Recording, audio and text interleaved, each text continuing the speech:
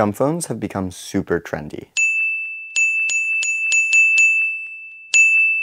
But I don't think you need one. Here are a bunch of tips to make your iPhone less addicting and simply better to use without nullifying the reason why you bought a $1,200 phone to begin with. Tip number one is to delete all apps that you don't specifically need. A nice way to think about this is keep only apps that you explicitly do need. So for example, your banking apps are probably useful. Your messages in your phone, again, probably useful. But random games, not useful. Some apps that I definitely think you should keep are a Notes app, just because it's important to have a place to quickly jot down your thoughts or write a quick list or just take down any notes you might need. I think Apple Notes is fine. There's others like Notion, but honestly, I think they're probably just a little too complicated, and really here the goal is just to have a place to write down quick thoughts. Another app that I recommend is keeping a meditation app on your phone. I use the Waking Up app because it works well for me, and it's also free, but Headspace or Calm or honestly any meditation app you use is going to be better than not using one at all. The third app I recommend is ScreenZen. ScreenZen is kind of like Screen Time, but it has some more specific controls you can use. I've talked about it before in some of my other videos, so you may already have it, but I definitely recommend keeping this app. I also recommend keeping some book apps. So on Apple Books, I essentially have a bunch of books downloaded. There's a bunch of places to download books for free online, and you should learn how to use them, even if I can't talk about them here. But always having a book on your phone can help you read more. I would say it's fine to keep some games on your phone, but I would specifically ward against games that can send you notifications. So for example, a few games I keep on my phone are True Skate and Sudoku, both of which are single player. I'm not playing with other people. They're not sending me notifications. They're just kind of like dumb games, so that if I have like 5 or 10 minutes and I'm really sick and tired of reading or doing anything else, I do have something to do, but they're not addicting in the way that most games are.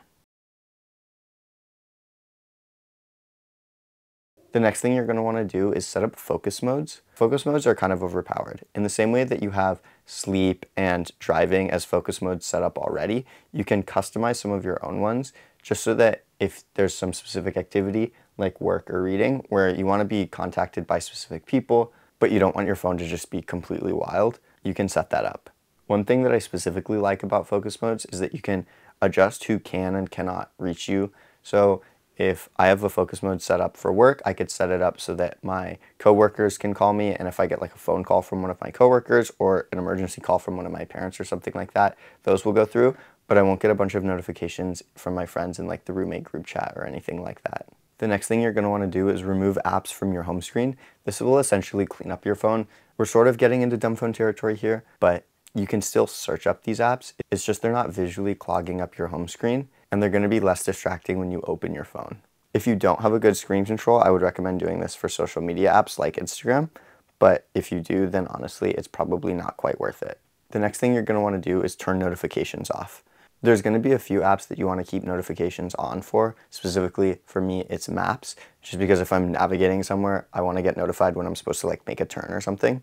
But generally, no notifications is very, very helpful for keeping you off of your phone. A subset of this is turning badges off. Badges are the small little red dots on the corner of apps before they've been opened that tell you like how many messages you've missed or something like that. I feel like having these off keeps me less anxious and results in me worrying less about what's being said on an app. I think turning badges off for things like messages, phone, and social media is super, super helpful, and I would recommend you do it to make your phone a little bit cleaner. The next thing you can do is customize your wallpapers. Having a custom wallpaper is really nice because it A, makes your phone feel a little more personal, but B, you can change each wallpaper to correspond with a different focus mode so that when you open your phone, you kind of know what mode you're getting into. The third reason why I like having a custom wallpaper is it's fun and cool. And so I can look at like a photo I've taken or a place I've been, and it honestly just makes me a little happier, which is I feel like just a friendly reminder to be positive as you go throughout the day. The next things we're going to want to do is turn off Raised Awake, Tapped Awake, and Face ID. These are 3 ways that just opening your phone becomes a little bit too easy. And if you have to open your phone and click like 5 or 6 times to get to social media or to respond to a message, you're much less likely to do so. Most of the time, there's nothing urgent where that extra half a second is going to really matter. And so having all of these things off, honestly, for me, just means that I'm using my phone less. So the key things are turning off Raised to Wake, turning off Face ID, turning off Tap to Wake, and making a long password. I was going to say you can leave Raised to Wake on if you drive a lot and when you're driving you want to pick up your phone without having to type in your password. But then I realized checking your phone when you're driving is a horrible idea, and so actually having raise to wake off in this situation is probably better because it makes you less likely to check your phone while you're driving, which is good because you'll crash less. Unless you want to crash, but don't do that. Next, you're going to want to add some widgets to different home screens. So in different focus modes, you can change the home screens. And in these different home screens, you're going to want to have different widgets available. One that I like to keep across all of my different focus modes is screen time, which today is quite high. But it essentially means that after I've opened my phone, without having to check screen time actively, I can see how much I've been on my phone, which is helpful because it just provides me a general overview of how much I've been using my phone on a specific day, like the day I'm checking it. Another widget I like to have is notes, just because I'm constantly writing down things on my phone anytime I have a random idea or thought. And so having notes easily available with a widget instead of just an app makes it a little bit easier to write down those important things. Another powerful thing you can do is turn off or down color temperature. So what you're going to do is go to accessibility and then accessibility shortcuts and turn on triple tap for color filters. And then here, when you triple tap on the power button, your phone will turn to black and white. You can then adjust this more in color filters.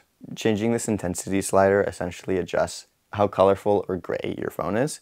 Okay, pause. I didn't realize this, but because it's an accessibility feature on your phone, screen recording, it doesn't actually save the color profiles. But essentially what happens is it looks like this. And then changing the color intensity changes how vibrant or not the colors are. Oopsies, sorry.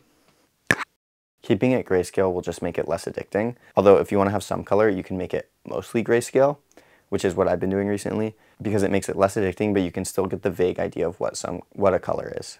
You're then going to want to set up downtime and night shift. Night shift can adjust the scale if you haven't turned your phone grayscale so that your iPhone is more warm, and so there's less blue light on your phone to keep you up at night. Even better though is turning on downtime, which will remind you to put your phone down at a specific time every night, which means that you'll stop using your phone at that time, which hopefully means you'll go to bed instead. Circling back to the screen time app I mentioned in the beginning, using different screen time apps like ScreenZen can help you control your social media usage without having infinite willpower. So specifically, I have Instagram and YouTube blocked after a certain number of opens per day. I think it's 10 for Instagram and 4 for YouTube, so that I'm not constantly on my phone and I kind of have to budget it out throughout the day. Why I like ScreenZen so much is A, it's free, and B, it's much more customizable than Apple's native screen time. And this customizability allows you to change all of the different settings about how many times you want to open specific apps. And I think it does so really well. Also, in the past year at least, it's gotten better and better. And so there's constantly updates every now and then, which make it more usable. Another thing you can do is turn off app review requests. This just means you won't get those annoying give us a 5-star rating in the App Store notifications whenever you're using an app, which I personally just find annoying. It probably won't help you be productive, but it will prevent you from being annoyed whenever you're using an app you need to. In this vein, using the Google Suite, so like Gmail instead of Mail, is another way to just have a better experience overall when you're using your phone, because if you're like everyone else who has a Gmail, using the Gmail app is just a little bit cleaner than using the Mail app, and so forth for all the other Google Suite apps. Finally, you can turn reader mode on Safari on. This essentially means that in Safari, your phone will block out ads and honestly sometimes get you through a paywall or two, which is kind of nice because it makes it much easier to read articles on your phone without getting bombarded with ads and bombarded with paywalls. Those are a solid amount of the tips I have for using your iPhone better. If you have any others, leave them down in the comments below. Remember to like and subscribe if this video was helpful, and I'll see you next time. Bye.